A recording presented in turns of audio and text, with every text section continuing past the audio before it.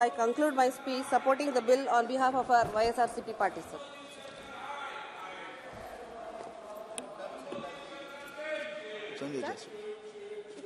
जी,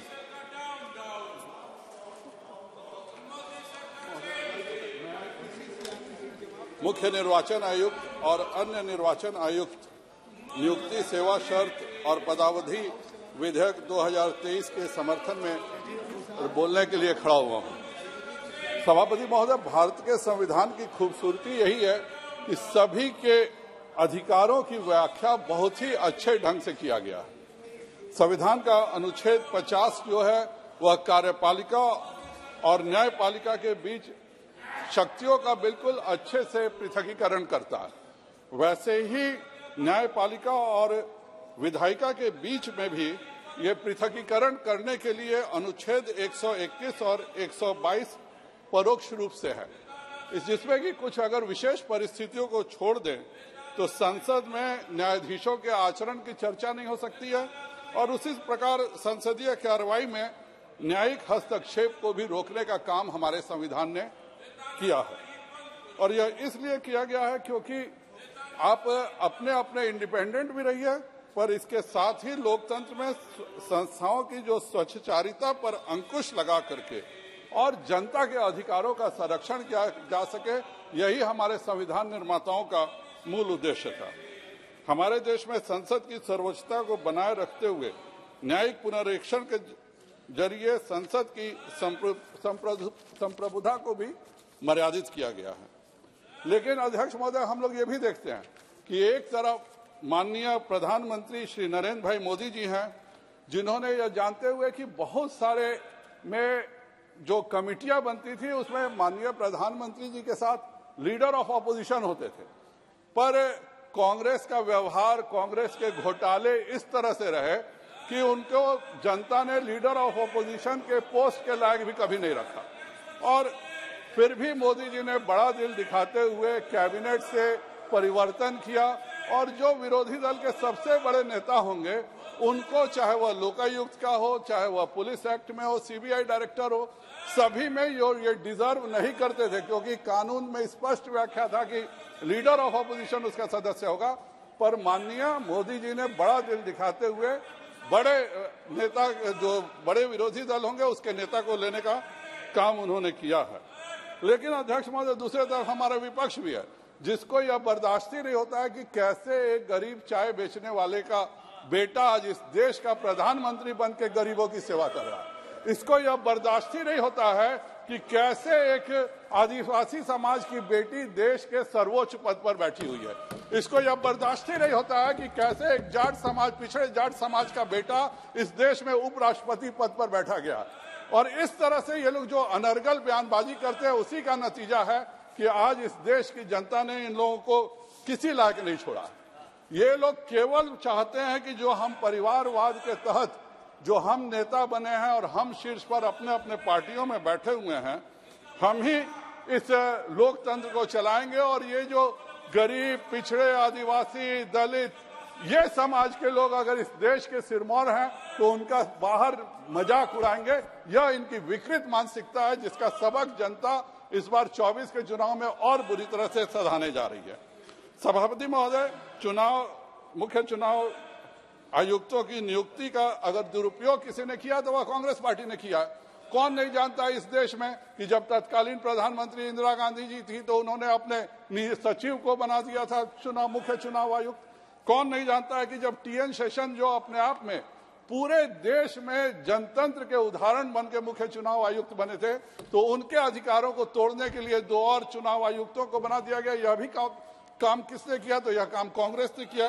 कौन नहीं जानता कि एक सरकारी बाबू को मुख्य चुनाव आयुक्त बनाया गया, जैसे वो हटे वैसे ही उनको न केवल राज्यसभा का सांसद बनाया गया बल्कि केंद्र सरकार में मंत्री भी बनाने का काम अगर किसी ने किया तो यह कांग्रेस पार्टी ने किया। इन लोगों ने लगातार केवल चुनाव आयुक्त को, जो संविधान निर्माताओं की इच्छा के विरुद्ध, इसलिए कोई कमेटी नहीं बनाई क्योंकि यह अपने हिसाब से मुख्य चुनाव आयुक्त को चला सके। अध्यक्ष महोदय, मैं सर्वोच्च न्यायालय का आज आभार व्यक्त करना चाहता हूं, क्योंकि उन्होंने जो चुनाव आयुक्तों की नियुक्ति के संबंध में जो कानूनी शून्यता का उल्लेख किया है उसको हमारे सरकार ने बहुत ही ध्यान से रखा। मैं माननीय प्रधानमंत्री जी को और माननीय कानून मंत्री जी को, जो कि बाबा साहब आम्बेडकर के बाद पहली बार एक अनुसूचित जाति समाज के बेटे ने कानून मंत्री का पद संभाला है, दोनों को धन्यवाद देता हूं कि उन्होंने जो यह मुख्य चुनाव आयुक्त और अन्य चुनाव आयुक्तों के लिए जो विधेयक लाया है, यह एक बहुत ही अच्छा विधेयक है। लेकिन मुझे यह भी ध्यान आ रहा है कि आज इनके स्वभाव के कारण कांग्रेस सत्ता में नहीं है, नहीं तो कांग्रेस अगर सत्ता में रहती और उस समय सुप्रीम कोर्ट यह टिप्पणी करता तो हम लोगों ने इसी सदन में यह भी देखा है कि एक 80 साल की बूढ़ी शाहबानो महिला को अगर सुप्रीम कोर्ट कहता है कि गुजारा दो, तो यहाँ संविधान संशोधन कर दिया जाता है कि सुप्रीम कोर्ट ने कैसे कह दिया। तो ये कांग्रेस का चरित्र है, जो कि कभी किसी को भी आजादी के साथ संविधान की संस्थाओं को, संवैधानिक संस्थाओं को नहीं रहने देना चाहता है।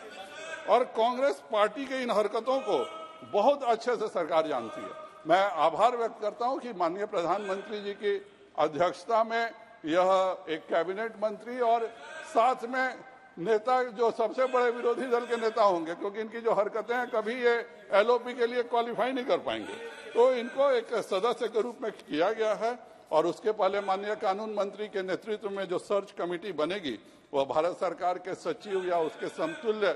के लोगों में सर्च कमेटी से 5 लोगों का नाम तय होगा और उसके बाद यह निर्णय किया जाएगा कि किसको बनाया जाए यह सर्च कमेटी के द्वारा। मैं आभार व्यक्त करता हूं कि इसमें मुख्य चुनाव आयुक्त और अन्य चुनाव आयुक्तों को जो ये इम्यूनिटी दी गई है कि उन पर किसी प्रकार का अपने कार्यकाल के दौरान किसी भी निर्णय पर कोई सिविल या क्रिमिनल केस नहीं होगा। यह इलेक्शन कमिश्नर्स को फ्री और स्वच्छ दिमाग से कार्य करने की भी पूरी आजादी देता है। उसके लिए भी मैं केंद्र सरकार का बहुत ही आभार व्यक्त करता हूं। जो निर्णय हुआ है कि सुप्रीम कोर्ट की सैलरी मिलेगी, वह भी आप सबका है। लेकिन एक और बात अच्छी हुई है कि सब कुछ रहते हुए भी जहां सीईसी मुख्य चुनाव आयुक्त के पर कोई भी कार्रवाई करने का अधिकार इस संसद को है, लेकिन जो अन्य चुनाव आयुक्त हैं उन पर कार्रवाई करने की अनुशंसा मुख्य चुनाव आयुक्त कर सकता है। यह बहुत ही अच्छी बात है। नहीं तो हमने यह भी देखा है कि कांग्रेस के राज में किस तरह से बाथरूम में जाकर के खबर किया जाता था कि क्या क्या निर्णय हुआ है, और वो इस सदन ने उस आदमी को इम्पीच करने के लिए प्रयास किया। तो यह कांग्रेस ही पार्टी है जिसने उनको इम्पीचमेंट से बचाने का काम किया, उस पर कार्रवाई नहीं होने दी, जबकि उन्होंने मुख्य चुनाव आयुक्त के सारे कार्यों की धज्जी उड़ा करके रख दिया था। इसीलिए यह सब, अध्यक्ष महोदय, मैं आभार व्यक्त करता हूं माननीय प्रधानमंत्री जी का कि जो यह अनूप बरनवाल केस में जब सुप्रीम कोर्ट ने पूरा अध्ययन किया तो यह पाया कि हमारे संविधान निर्माताओं की, बाबा साहब आम्बेडकर की जो सोच थी वह इतने वर्षों में पूरे नहीं हुई है। लेकिन जिस तरह से हमारे संविधान निर्माताओं के हर सोच को अगर पूरा करने का इस देश में किसी ने काम किया है तो वह माननीय प्रधानमंत्री श्री नरेंद्र भाई मोदी जी हैं। चाहे वह गरीबों को अधिकार दिलाना हो, गरीबों को मुफ्त अनाज दिलाना हो, गरीबों को बिजली से लेकर के, गैस से लेकर के, सभी आवास लेकर के सभी सुविधा दिलाना हो, जैसे इस देश के हर गरीब की आकांक्षाओं को पूरा करने का काम माननीय प्रधानमंत्री जी ने किया है, उसी प्रकार यह जो 75 साल से संविधान निर्माताओं के इस निर्णय को कि भाई संसद इस पर कानून बनाए, यह 75 साल से छूटा हुआ था, इस कानून को भी पूरा करने का काम किया है। और मैं हमेशा खुश रहता हूं क्योंकि कांग्रेस वाले अपनी गलती मानने के बदले ईवीएम को दोष देते हैं, तो इसी धोखे में वो रहें और जनता से क्या गलती हो रही है इसका एहसास नहीं करें। यह हमारे लिए बहुत अच्छा है। मैं माननीय प्रधानमंत्री जी का बहुत बहुत आभार व्यक्त करता हूं कि इस पारदर्शिता के लिए उन्होंने यह बिल लाया और यह कानून बनने से सीईसी का काम बहुत अच्छे से होगा। धन्यवाद।